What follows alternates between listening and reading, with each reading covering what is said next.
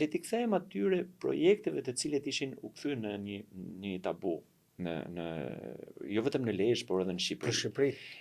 Edhe pse Lezhë në fakt ishte modeli. Diferencimi i mbetjeve urbane ka qenë një projekt sensibilizues në gjithë Shqipërinë. Unë pata fatin që të bashkëpunoj me kompani gjermane, me qeverinë gjermane, po edhe me qeverinë e Zvicrës, pikërisht për t'i dhënë jetë një projekti të vogël pilot, i cili do të bënte të mundur që të ndërgjegjëson të qytetarët në diferencimin e mbetjeve në burim.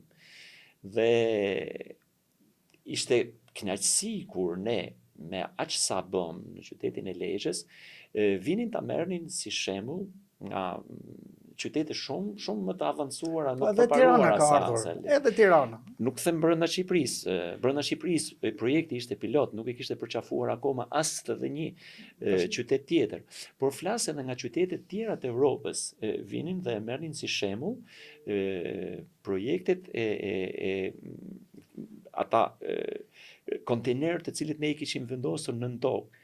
Dhe kontejnerët nën tokë, në vendin ku ishin kontejnerët, ne kishim planifikuar që të bënim edhe stacione autobusave.